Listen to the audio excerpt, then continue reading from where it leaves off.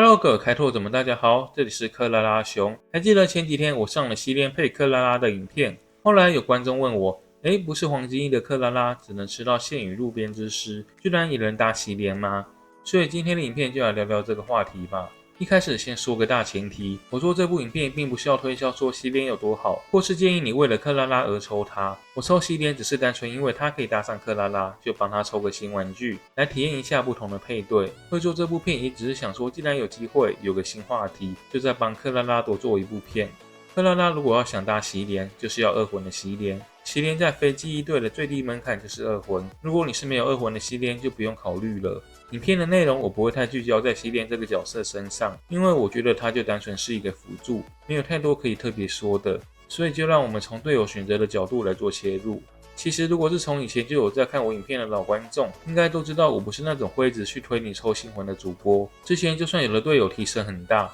我都會說如果你抽了上去最好，但抽不到也沒關係，就算0+0、0+1也還是可以玩，像花火2魂、知更鳥1魂這種。但是有2個角色是例外，就是體保了1魂還有藤荒的2魂。這2個是從角色登場開始，我實際玩過之後，就不斷的強調說，只要是克拉拉玩家絕對必抽，非常重要。你不抽會後悔，但抽了絕對會很爽的那種。因為這2個都是非常契合克拉拉的隊友，甚至可以說是拯救了他機制上的短板。體保的部分也算是老角色了，我以前也說過很多次，他之所以對克拉拉重要，並不是因為數值給的多突出，而是他1魂的對單集火機制。眾所周知，克拉拉是個擅長对群的角色，他無論是強化反擊還是戰績，都是那種敵人越多那就越強的。而體保1魂的效果，可以讓克拉拉遇到這種對面有3個以上，甚至有5個目標環境的時候，把他那些打在不重要的小怪上的傷害儲存起來，然後一起轉換成真實傷害，轉移到血量最高的主目標上。遊戲目前幾個高難關卡的環境設計來看，首先一向重殘的亡妻不用說，那個血量太高了，正常的克拉拉是打不了的。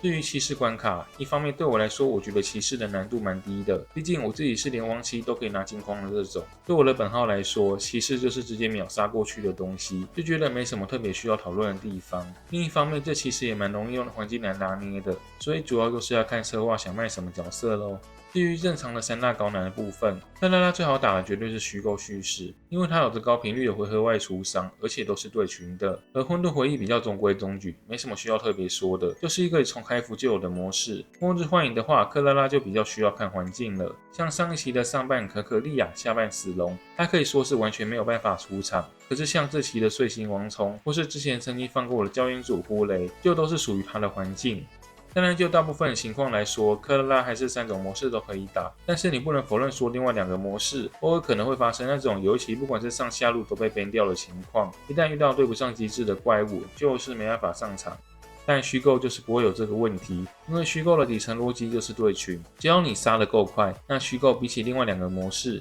相對更難遇到被怪物機制徹底綁死的情況。我記得我之前也舉過一個例子，在虛構裡面，克拉拉是相對不怕倒酒人的。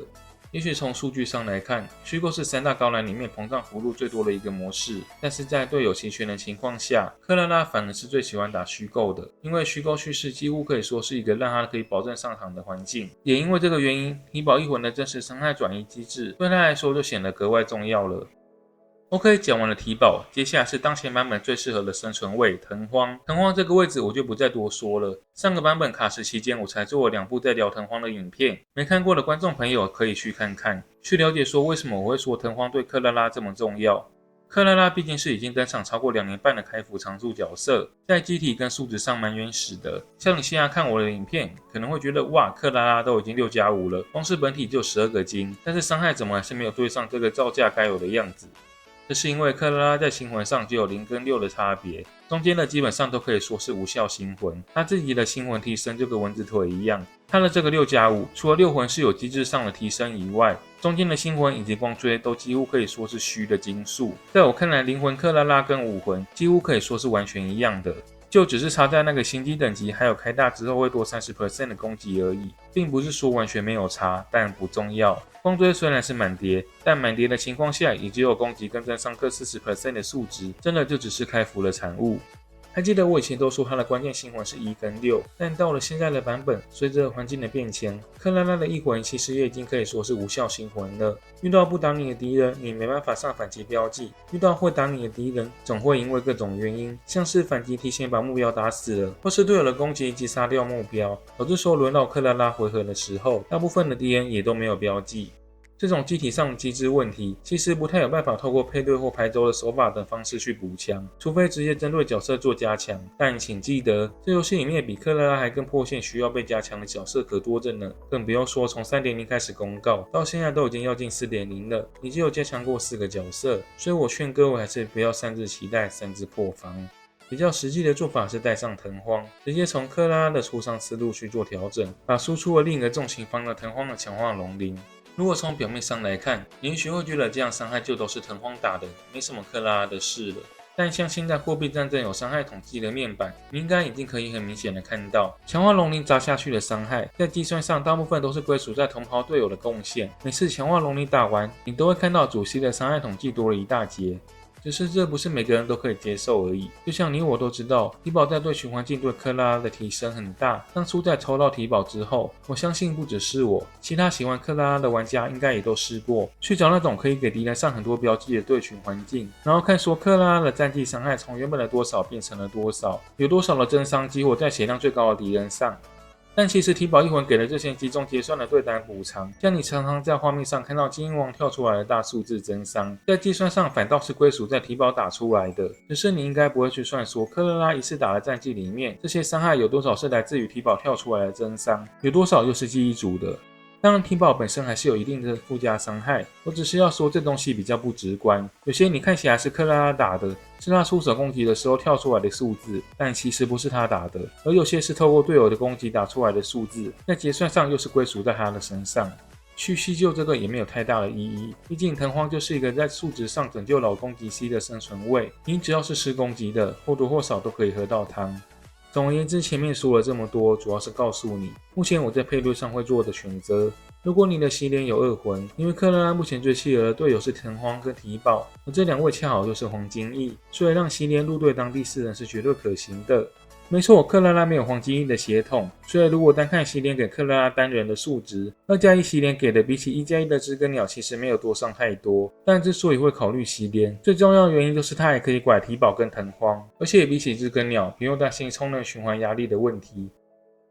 好啦，提寶的部分我們就當是湊數的，除非你是滿魂提寶的真愛黨，不然提升還是有，但不多。主要的重點還是在藤荒的部分，你願意手抄的話，搭配2魂的藤荒，席連不但可以幫龍鱗多拉條，增加護盾量，最重要的還是讓龍鱗多是一個同袍的護盾城區。龍鱗在打人的時候，除了看克拉拉的攻擊力以外，也還會看他身上的護盾值。席連對龍鱗的傷害提升非常的明顯。長軸作戰下，席連的1靈技先各開給隊友1人1次，吃滿他1魂的增傷效果。後續的話，我會比較建議手動操作，把席連的1靈技盡可能的都開給藤荒，因為自動的話都會開給克拉拉，但克拉拉畢竟沒有黃金翼的血統，沒有特殊的效果。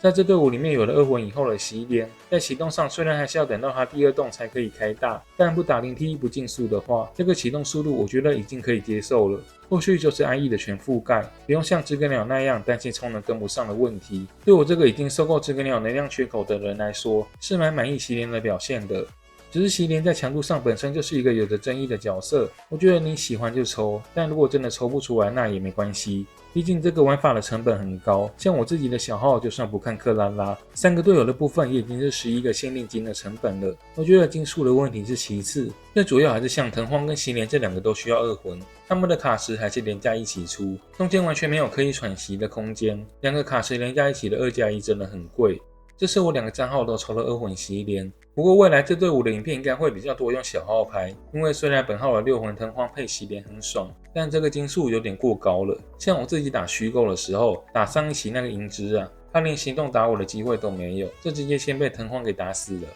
過去我們常說克拉拉的反擊缺乏主動性，很看敵人的臉色。現在帶了藤荒之後，其實已經解決了被動的問題，只是他隊友的主動出傷能力太強了，強到隊友只是開局先各自開個戰技跟大招啟動，就快把敵人給殺光，又沒有幾個活口讓他來打反擊。那這也是主要歸因在前面說的，克拉拉是太久以前的角色，她自己幾乎都是無效新魂，隊友的新魂卻都是實打實的提升，所以在整體成本提上去的情況下，她的表現就會相對的跟不上大部隊。所以要拍影片的話，我自己是覺得用小號的惡魂藤荒傷害比較低，相對來說比較可以有反擊的互動性跟觀賞性。如果你是隊友都2+1的配置，我覺得體驗上是相對甜蜜的。沒辦法，他不出新魂開關，那我就用玩2個賬號的方式來自己做開關，一個是6魂藤荒，另一個是2魂，我一定是瘋子。